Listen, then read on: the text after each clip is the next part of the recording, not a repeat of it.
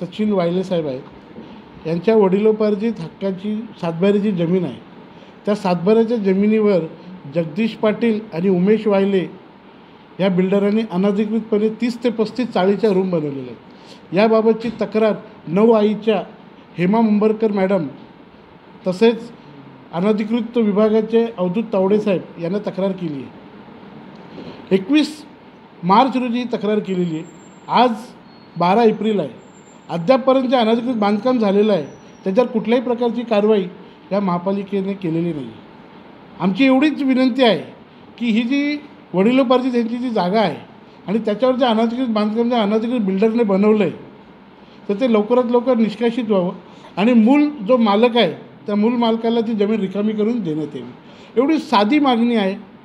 पण मुंबरकर मॅडम अजिबात लक्ष देत नाही आहे. हे जर अनधिकृत बांधकाम येत्या 2 ते 3 दिवसामध्ये जर ते तोडलं नाही तर निवडणूक आयोगाची परवानगी घेऊन आम्ही 142 कल्याणपूर्वचं जे निवडणूक कार्यालय आहे त्याच्या बाहेर आमचं हे कुटुंब वायले कुटुंब तिथे उपोषणाला बसण्याची तयारी करत आहे. तर आपण पत्रकार बांधवांना आम्ही ही माहिती देण्यासाठी आलो आहोत की जो अन्याय एका गरीब शेतकरी कुटुंबावर चालवलेला आहे एका बिल्डराने तर तो तत्काळ त्याला न्याय मिळवून द्यावा एवढीच प्रामाणिक आमची विनंती आहे. धन्यवाद. जय हिंद, जय महाराष्ट्र. सचिन वायले साहेब आहेत. यांच्या वडिलोपार्जित हक्काची सातबाऱ्याची जमीन आहे.